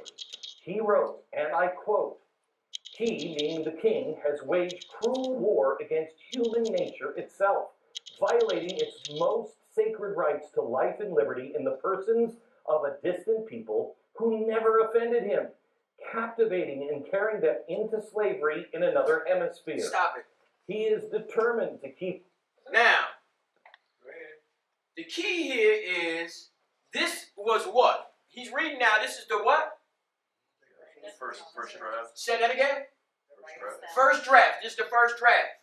Now there's a thing, when you're writing something, you always write a first draft, because usually that ain't the one that people end up with. Right. Now, what he is saying is that he might have thought that shit, but that's not what ended up in the paper. Right? Now, I got the original draft right here. You know, the original draft. But the thing is that what's sad about it, in regard to this is what we did. This is the, see it says, Jefferson's original Declaration of Independence did not use the word creator and a few other things. But the issue again, it's like saying that, you know, saluting the flag, the national anthem. You know, it had slavery in that too when Francis Scott Key wrote it. Why? Because Francis was a slaveholder. Why? Because Francis was a lawyer who defended slavery from to the end. That's right. And yet, we gonna go around, I don't care if we Colin Kaepernick or anything, or George Bush. That dirty rag they call a freaking flag, ain't no way that you gonna get me to do this in front of that. Now, it ain't gonna happen. I don't care who you are. It ain't gonna happen. And one of the things we have to realize is that we have to take a stand for us as a people. You let all them people do that to your ancestors and you get up there and say, I'm an American. You out of your damn mind. That's the reality. We got to begin to realize who we are and what our responsibility is. We have an obligation to every individual who died for us. But what we do is we get caught up into the romanticism of Americanism. And that's what we end up doing. Yeah, heartbroken too. That's right, heartbroken. You boy, heartbroken is an easy word. You can believe it. D. So again, this is showing you how Glenn Beck, much less white America, is trying to give you some sense of justification for their dastardly deeds. And the reality of it is that he said it correctly. He said, you have to do your own what? Research. Because what most of the stories that he is telling, you can go in any university in this damn town. You got 5 of them right here. You know, 5, listen, most of the real estate in Newark is owned by them. Y'all do know that, right? That Seton Hall, Essex County, NJIT, all of them. You know how much real estate they own? The biggest real estate dealers in Newark is between them and that damn hospital up the block. Which half of y'all can't even use. Why? You got no damn insurance. No, that's the case. But see, we gotta deal with that. Go ahead, D. Let's move on. He's opened a market where men should be bought and sold. He has prostituted his negative for suppressing every legislative attempt to prohibit or restrain this execrable commerce. We don't say execrable very much anymore, but it means detestable, abhorrent, an abomination, very, very bad. So this is Jefferson talking to the king. He's capturing these people. He's selling them on the open market, and he won't allow us to stop it. That's in the original Declaration. No, you saying that about this guy. He's saying that about the King George. He don't realize that this is the guy that's doing the same thing. He's kidnapping, he's catching them, and he's using them as labor. But he's giving this idea that because he made these lofty statements, that he's done divorced himself from his obligation of being a slaveholder. 600 or more, this boy here. Ain't no way, I don't care how long that joker live, how long he be president, he ain't gonna ever at no time be my father. No time. Yes, sir. It's almost like he's trying to make an excuse. That's exactly what it is. He's Trying to take the But- blame but- away from him. But Jay, he's not only making an excuse. Every time you read a damn history book, they do the exact same thing. But I'm gonna tell you what we're gonna do is the next clip is gonna deal with that whole history about history, textbooks, and everything. Go, D. What made you think he was talking about you? About me. You know he ain't talking about us, Bruce. You know that. Go ahead, listen to this. Stop it for a minute. This is very important. Because everything you know about Western society is based on this clip that you see here. When you get a chance, listen, write this down. Daughters of the American Confederacy. Vicious. That's right. Vicious. Vicious. Vicious. These white ladies, listen, they'll make one of them white boy think tanks look like kids play. That's right. They cold. American Now, what? when you see it, go ahead, This D. book describes slavery. Listen The master carefully. often had a barbecue or a picnic for his slaves. Then they had a great frolic. Even while working in the cotton fields, they sang songs. The beat of the music and the richness of their voices made work seem light.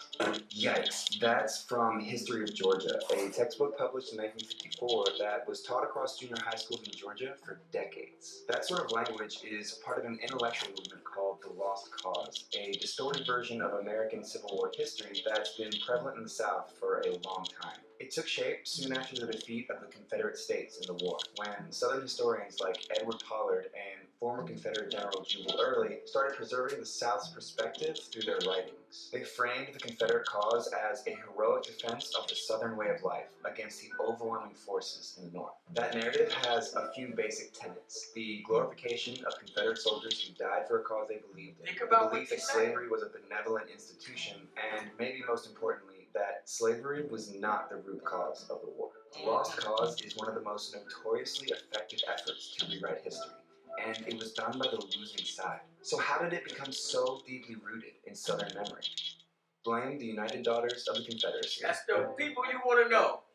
United The Daughters UDC of the was founded in Confederacy. Nashville in 1894 to preserve Confederate culture for generations to come. The women who made up the group descended from elite antebellum families, and they used their social and political clout to spread the pro-Southern version of the war as real history. You've probably seen their efforts to honor the Confederacy, but maybe you didn't know it was the UDC. They're the ones who covered the Southern landscape with memorials for Confederate leaders and soldiers. They used their fundraising and lobbying skills to pressure local governments into erecting monuments in prominent public spaces like courthouses and state capitals. Installed here next to the state capitol by the United Daughters of the Confederacy. The United Daughters of the Confederacy donated this memorial to the city back in the 30s. They put them along roadsides and in parks. Any place that was remotely relevant to the Confederacy was memorialized. By the early 20th century, the UDC had 100,000 members, and chapters spread all over the country, but mostly in former Confederate states. And there's a reason they grew so quickly during that time. So we're talking about roughly 3 decades after the end of the war, and the Confederate veterans themselves are beginning to die off. So there is this push to find ways to commemorate it, because the big challenge by 1900 was there's a new generation of white Southerners being born, and they never experienced the war years. That push is visible. Most of the Confederate monuments were erected during the UDC's height of influence. There's a rhetoric around monuments that we want to get this thing built before all of that generation has died off, and the reason we want it is to teach future generations about those men. Dr. Karen Cox wrote the book on the UDC, and I asked her if it was fair to say the group established the Lost Cause as historical fact in the South.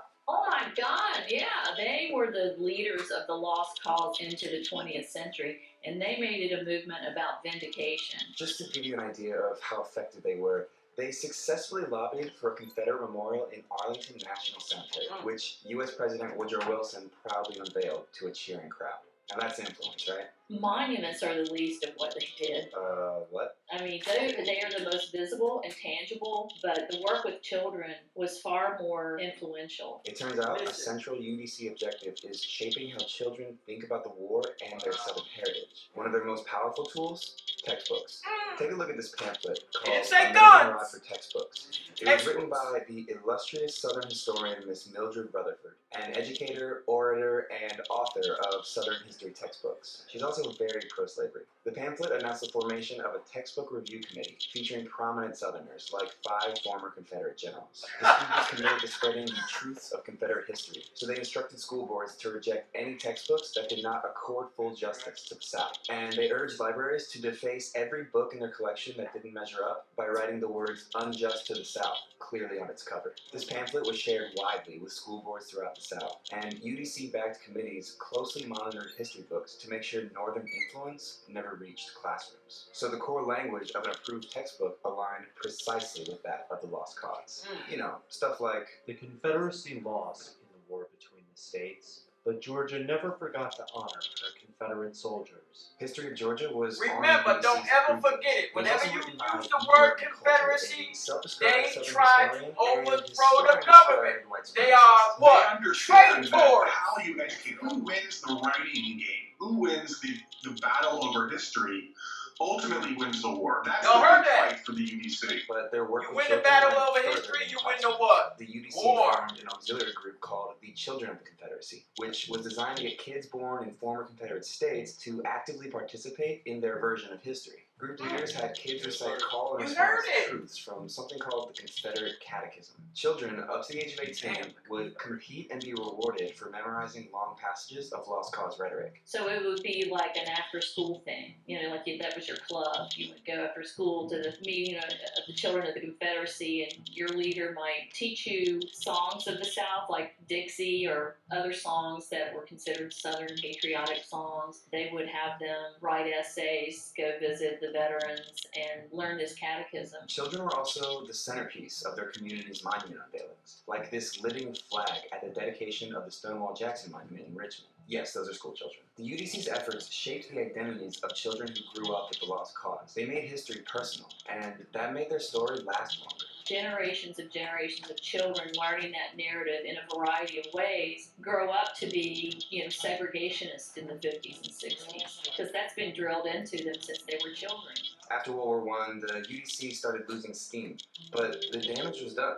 The monuments were in place, and the textbooks they wrote remained in Southern classrooms until the late 70s. And the women's group did it all without the right to vote or participate in politics. You can still get glimmers of this Lost Cause memory of the war from people who will always choose to see it through the personal. And I think the UDC, to a great extent, was their goal. So the next time someone says the Confederate monuments are about remembering our history, just know that that's exactly what the United Daughters of the Confederacy wants you to think. Okay. Now, y'all see where we going with this? And y'all thought Dr. Bennett, Dr. Clark, and all them, that they just, this history thing, y'all just keep going with this. But these white folks, they let you know for serious, straight up, that if we really want to control you, it come from up before it go down. So if I can control this, everything else gonna follow. That's usually how it worked. But it just shows you how adamant they were about falsifying their version of history. Fake news. Right. But the funniest thing is what you're saying is true, because that fake news becomes the history. You see what I'm saying? And not only that, when you get real news now, they're calling it fake. But how would you know unless you know how to distinguish what is real news versus what is fake? So if I said this, you got two commentators from Fox. Which one of them is a journalist? Chris Wallace or Hannity? Chris Wallace. Who said Hannity? Chris Wallace. In other words, see again, a lot of us don't know.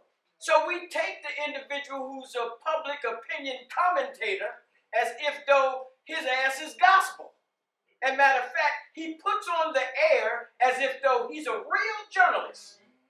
And what happens is most of us, we buy into it. So what happens when he makes a statement, if you support those views, immediately that's the direction you go. Because Hannity Wait, go ahead. What would you going to say? I don't agree, but I'm just saying, I know I hear his name, he's with Fox News. I don't even look at Fox News. No, you stop that. Don't, look, do me a favor. Don't do it. They make me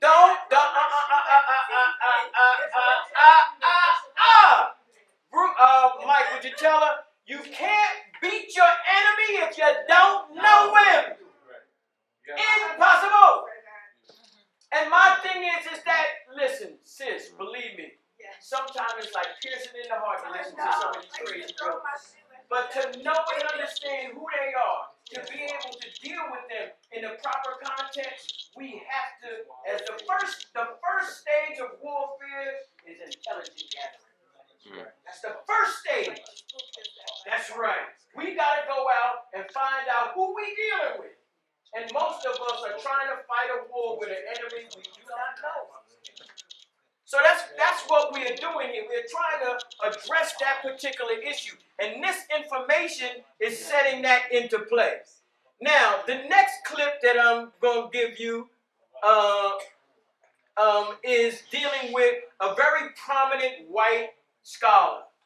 Now, one of the things that a lot of times when we read history, what I also want us to do is, because you have individuals like, you know, the daughters of the the daughters of the Confederacy, you also have individuals who are pretty balanced in writing history. So that means that everybody who's white don't tell you lies. And in order to do that, we have to be able to distinguish what is legitimate versus what isn't. So if I raise names of individuals, there are certain people that you know that they are just racist to the core. And then there are other individuals that you know 100% that they support your particular claim. So if I said Lerone Katz, Bill Lerone Katz, he's a white German Jew. But you wouldn't know about black Indians, half of y'all, or black cowboys, or any of that, because of Bill. Bill just died a couple of months ago. Very, very, very, very good brother. His father was one of the greatest photographers. Used to be a photographer for the Harlem Renaissance. That's Bill Katz's father. But the other individual is, if you ever get a chance, the gentleman you're going to speak, he has 3 brothers and an uncle, and all of them are historians. But Eric Foner is probably the foremost, I would say, top scholar on Reconstruction and antebellum South. He's the man. The only guy that come close to him is W.E.B., who writes on the same subject. 3 books that y'all want to get on Reconstruction. John Hope Franklin wrote a book on Reconstruction. W.E.B., Today's Birthday Boy, Black Reconstruction, and Eric Foner, Reconstruction. Go to that clip. This is about Lincoln. You know the guy I y'all think absolutely is love my black. job. There's nothing better than coming out working in Yellowstone. Have you ever thought about coming to work?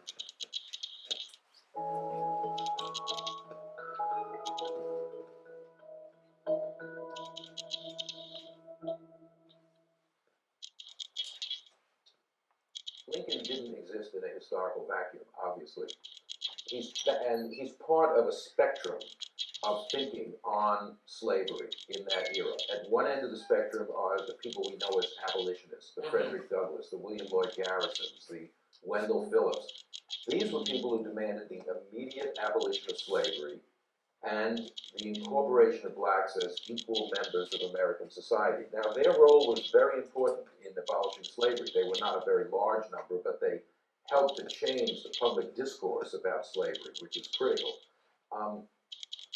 On the other end, of course, are people like John C. Calhoun and others who just thought slavery was the best kind of system and should be permanent. But even within the anti-slavery spectrum, you had these abolitionists on one end, and on the other end, you had people who wanted to get rid of slavery, but thought it would be a long, long process.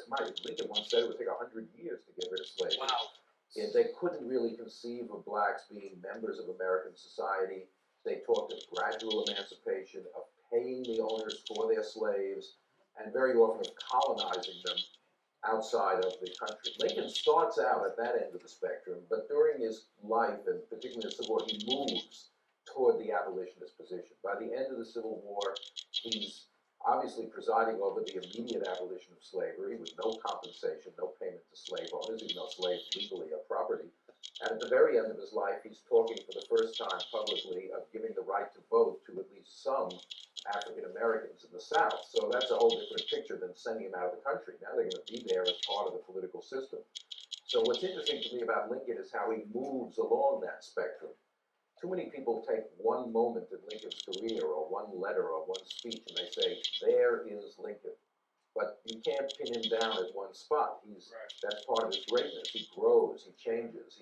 In a period of radical change, he himself is able to rethink his ideas, and many presidents, Y'all know that's why he took a bullet. aren't able to rethink, even when, events seem to suggest they may be on the wrong track. Okay. Now, you get a little idea in regard to some of the positions taken by a lot of these individuals, and I'm talking about racism and slavery as an individual in public office or in a prominent position of authority. And one of the things is that every so often in some of these particular situations, you find individuals who actually grow, who actually mature. They were, thinking of this whole issue in one way at one time, and they capitulated not because of the forces around them, but because they were driven by other things. And you got to take into consideration that, when I say forces, I'm talking about individuals. I'm not talking about the events of the day, meaning the war or things of that particular nature, or politics that literally puts pressure on individuals to respond in a particular way.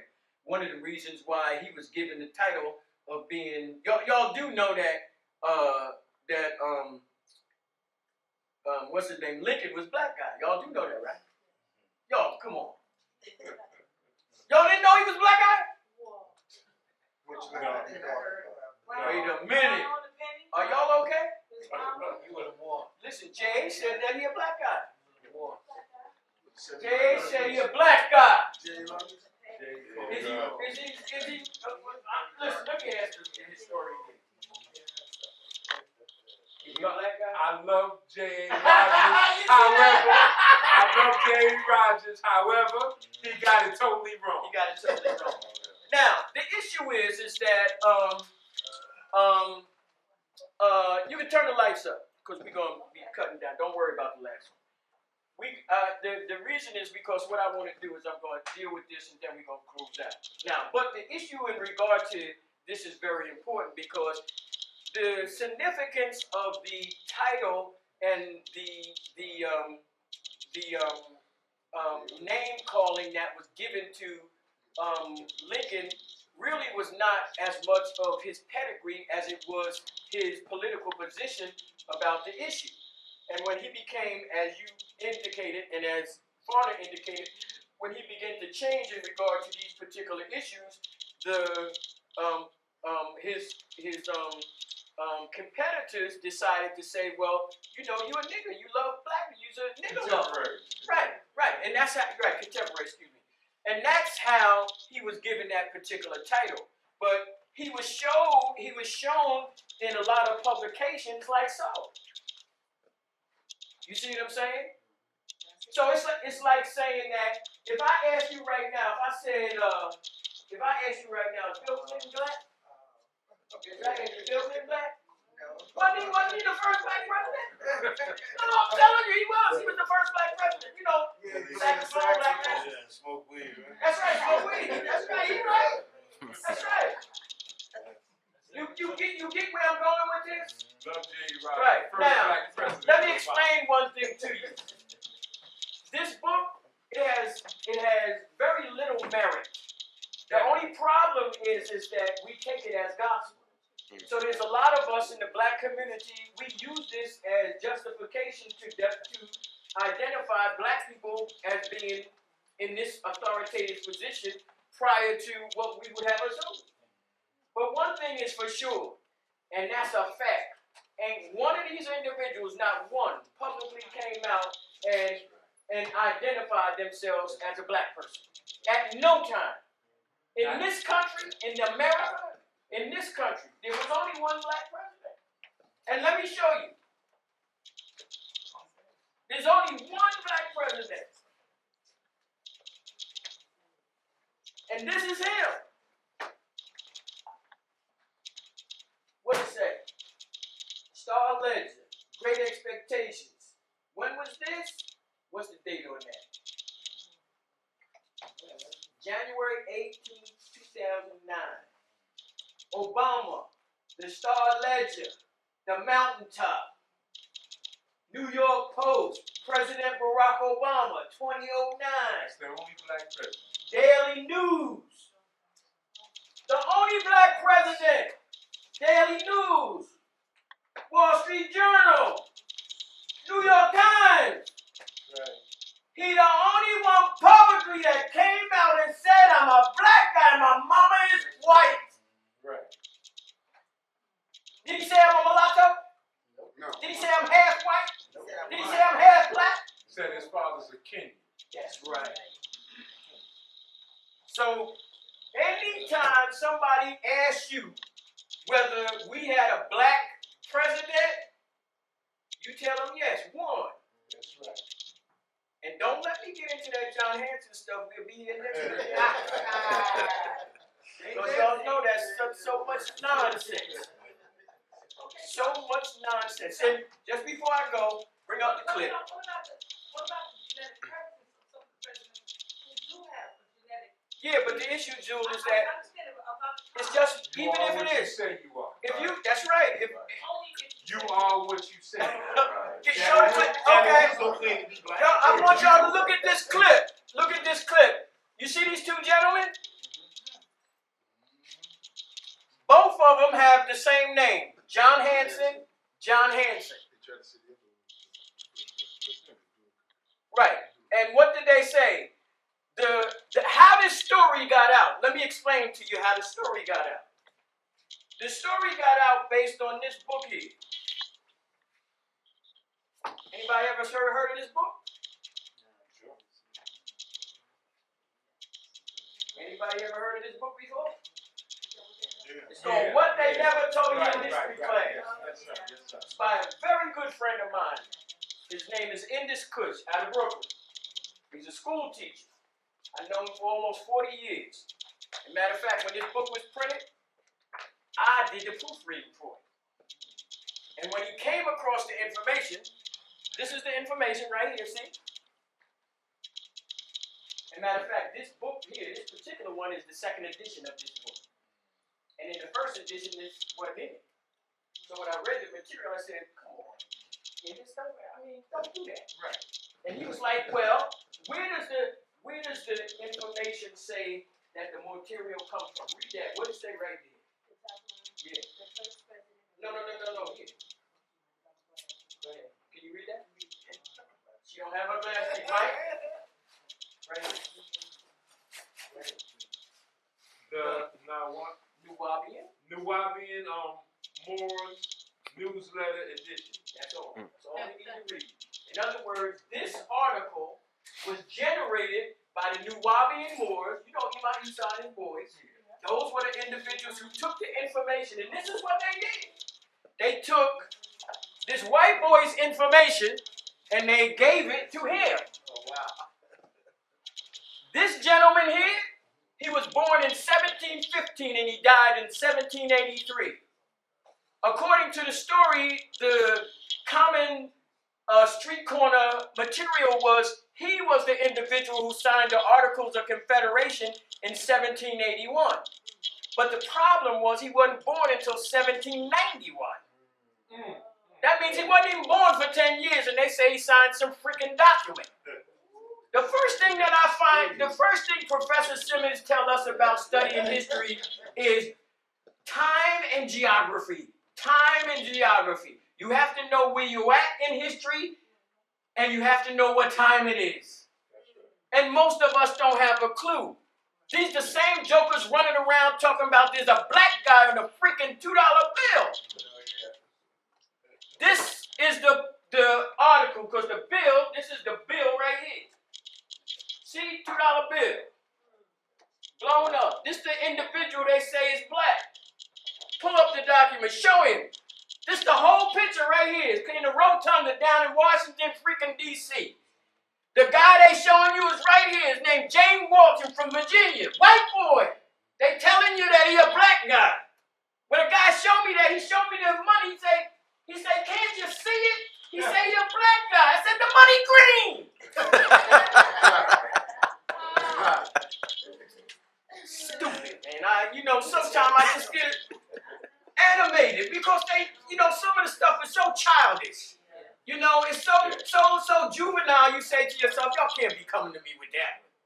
You know, go ahead, Mike. You know, trust. You know, a buddy of mine asked me the other day. You know what I said about John Anderson? What's that? Tell me what state he represented. That's right. Before we even go any further. That's right. If it was 13 states and there was like 2 to 3 delegates from That's every right. state, That's right. tell me what state he represented. That's right.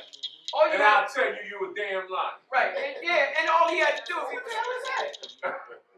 You know why? Because Boston County is the state where that black guy became a senator in Boston County, Liberia, in Africa. That gentleman right there. So it's impossible for him to be a senator in freaking Liberia and president in America. Do that sound straight? But this is the material that we are spoon-fed to give the impression. See, black people, we got to the point where that we want accomplishments so bad, anything, just plain black and we'll take it. No, do not. Let me explain. Africans' history is the longest, richest, far advanced history than anybody. Always remember this. People been on the planet 6.7 million years. 6.7 million years. Now, for 6,590,000, they lived in Africa. Whew. That means that everything we see about the world as ethnic, racial, cultural, that's relatively new. That's some new stuff. That's why real scientists know it ain't no debate about who the first people was. It's not a debate. It's only debate with jokers like Glenn Beck and them kind of guys. It ain't no debate with legitimate scientists who really understand. I mean, they'll take a position because it's scholarship. But they know what the truth is. They know it because they scientists. But what we do is we latch on to anything that feels good. So we take this, we paint it black, and it feel good. You know, Cleopatra, paint her black, feel good. You know.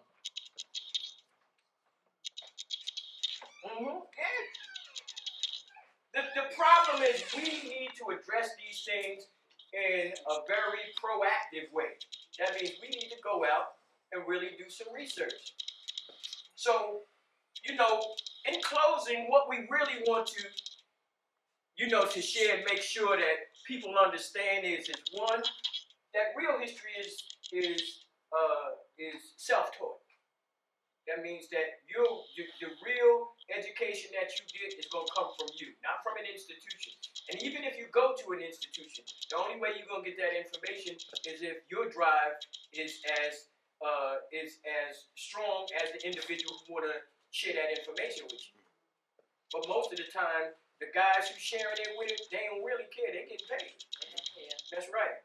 If you get it, they don't really care.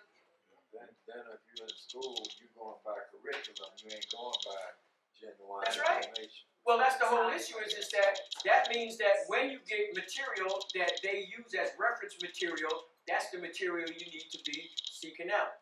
So what I'm going to do now is I'm going to give you some reference material. We're going to wind down, and then we're going to close out. First, again, I already showed you this book. This is Claudette, the President's Daughter, William Wells Brown. What you need to do is just look for material about William Wells Brown. Find out some material about his biography. When you read that, it's going to spark your interest about anything else this gentleman writes. He's a very prominent writer of the colonial and the slave period. As I already told you about Sister Margaret Kimberly, presidential, Black America, and the presidents, she will be signing books for Source of Knowledge right on Broad Street. That's going to be February 25th. Now, y'all can go to that website or go to that Facebook page, and I'm pretty sure Patrice and all them got material that you can look at in regard to what the time and everything is. I already showed you J. Rogers, the 5 Negro presidents. And they're actually not dealing with these individuals being black, but whether they had a certain amount of strain of black blood in their particular family line or legacy, and that's where that is going. So if you want to, and I say that most individuals that read J.A. material, and he's a very prominent, a Renaissance, Harlem Renaissance writer, he's a very well accomplished, and he did a lot of things at a time when nobody else could do. So all of his other material, World's Great Men of Color, 2 volumes, Africa's Gift to the World, Africa's Gift to America, Superman to Man, all of these major Ku Klux Klan Spirit, all of this material represents a major accomplishment and contribution to, again, our African experience. Again, I already showed you this one, African Americans and the Presidency, The Road to the White House, edited by Bruce A. Glashwood and Carrie Wentz. This book was originally done by Routledge Press, and again, this is dealing with all black people that ran for the presidency. That picture that we seen opening in regard to George Washington and Jesus, it came out of this book, and it's called The Imperfect God, George Washington, His Slaves, and the Creation of America. It's a book you really want to have in your repertoire because it goes into some detail about the background, about his particular relationship with slavery as an institution and it as a business. You see, because a lot of times we don't look at it in that context. We only look at it as business on one side or institution on another, and what that role as an institutional entity played in the economic infrastructure of America. See, we think of it only as owning slaves, but it was the economy. Yes, sir. Yes, she is. No problem. Again, the next book is, this book is very important. It's called Ebony and Ivy. It's by Craig Stephen. It's called Craig Stephen Wilder. This is about race, slavery, and the troubled history of American universities. How universities, Princeton, Georgetown, all of these institutions, y'all didn't know they were slave owners? Most of the religious ones. And grave diggers. Ooh, bro. Let me tell you, some of the Princeton and them, they had so many that they would partial out slaves. They would lend them out to the community. Ebony and Ivy, get that. You really want to show you about universities and what role they played in the establishing and maintenance of slavery. This fantastic book, it's a little small book, but it's a powerful piece written by John Hope Franklin. This is the Emancipation Proclamation, the dramatic story of Abraham Lincoln's greatest document, and it's significant in American history. And it's dealing with, again, John Hope Franklin was the Duke Emeritus professor at Duke University, one of the baddest black individuals writing African American history. He's originally from Tulsa, Oklahoma. His father, don't worry about it. His father was the lawyer for all the claimants in regard to the Tulsa, Oklahoma situation. As a matter of fact, John Hope Franklin was the historian for the reclamation and the reparations for Tulsa, Oklahoma clients. And the book that they have for that group is called Death in the Promised Land. It's by Scott Ellsworth. It's what John calls the definitive book written on Tulsa, Oklahoma. Still a small book, but it got a power-packed amount of information. If you have the opportunity, get it. Scott Ellsworth. It's called Death in the Promised Land. I also showed you this one earlier, what they never told you in history class by Indus Kush. Again, they have more material now that's updated, that's available in that, and he has a new book out that he had just did on Nefertiti. So, again, you can avail yourself to that. This is the radical attitudes of American presidents. And it's dealing with, the racial attitudes of American presidents. And this is dealing with 11 major presidents and their attitudes pertaining to race and slavery. This originally was done in 1971. The author is George Sinclair. George Sinclair. It's again, and it's a very a small book, but it got a lot of information that I think that it would broaden your scope in regard to the presidents. This is probably the core book. It's called American Statesmen, Slavery, and the Negro. This book I use specifically because it talks about material that you don't get in a lot of other material. It's written by Nathan Weil and William Marina. It was originally published in 1971, and it deals with these these personalities: Benjamin Franklin, George Washington, Alexander Hamilton, John Adams, Tom Jefferson, John Quincy Adams, the Jacksonians, Henry Clay, Daniel Webster, the Whig tradition, Daniel Calhoun, and Abraham Lincoln, Taft, Theodore Roosevelt, Truman, and Kennedy. So again, this is another book dealing with heads of state, presidents, and their background. This one, The Wolf by the Ears, Thomas Jefferson and Slavery. This is another. It's by John Chester Miller. It was originally published by the Free Press. It was done in 1977, and again, it goes into detail about the background of Thomas Jefferson.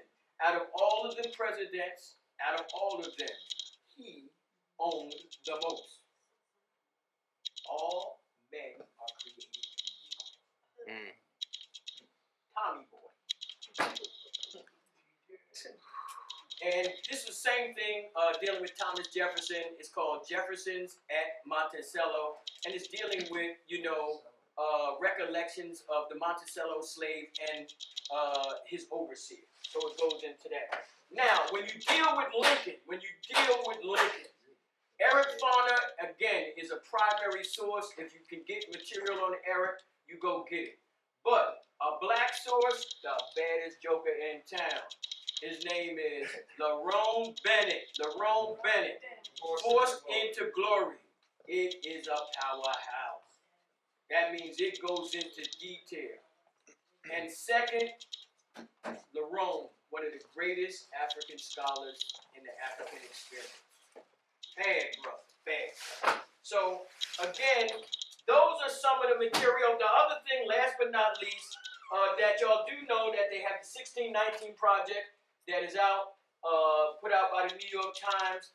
As you know, there's another project that is put out by the USA Today, and that is also dealing with that. This was their last year issue, Black History Month 2019 Special Edition, Exodus: How Black Migrations Changed Our Nation. And it went through, a whole variety of different issues pertaining to from our first inception at this country all the way to now. This is this year's edition. This is the 2020 In Search of Answers 1619, tracing 400 years past slavery from Angola to America. Y'all remember, 400 years tracing 400 years of slavery from Angola. Is that true? No. Tell them why, Mike. Because there have been embankments in West Africa going back over 500 years. That's true. Not only that, but not 500. The issue is that the 400 is in reference to, 500 if you add all of the time up here. But if you're talking about the issue of Angola, then the issue of 619 don't play. Right. And the reason that is because 619 is only in reference to British and English establishment. Right. It's the 1400s. Right. No, it's actually 1483 is when the Portuguese link up with Angolan, chiefs in order to extract, prisoners of war from that particular area. That's how the whole slave situation starts. It don't start with the British. It starts with the Portuguese and the Spanish. And the Portuguese first. And that papal bull that I read to you, that papal bull was defining to the world that the Portuguese was first, and they had already ate up 120-something years of doing their thing. And then the British, the British just that they wanted to come in and get in on the action. When 1619 came, they was late in the game. Very late in the game. So again, you want to make yourself available to that. Again, I want to thank everybody for coming. You know, it's been a real good, rewarding African History Month for me in regard to information and camaraderie and being around a lot of individuals who are enthusiastic and most of all serious about circulation, dissemination, and making sure that, you know, our community is empowered with some of this information. And next month, write this down. The flyer is going to be out until sometime next week.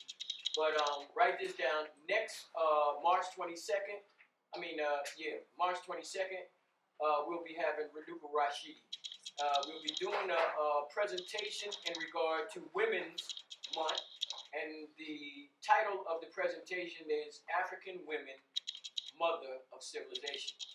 And he's going to deal with African women all over the world. Believe me, if you've never seen black people from all over the world and never had the opportunity, this is one guy that can do it. And he can do it very well. The pictures and the photographs and the presentation is outstanding. He was just in Senegal for a couple of weeks. He was in Brazil for a few weeks. I mean, you never know where you're going to find Renuka. He was in, he did, I think 5 presentations with Tony Browder in California just recently. That was like a couple of days ago. And he was on his way to somewhere. But I told him, man, look, I give you credit. I mean, I don't know what kind of suitcase you got, but you know, it's just everywhere that you could name. Paris, China, Australia, Philippines, Spain. People up in the mountains in Switzerland, he done found a statue. That's right, I'm telling you. In Switzerland. That's right. See, a black woman, you know. And again, don't wait till he dead to praise it. You know, I mean, give him all of the praise. When you see him on the internet, respond, you know, communicate with him. This is about keeping this legacy alive. Again, I want to thank you. Again, I hope that y'all could be at our next event and, you know, for whatever, back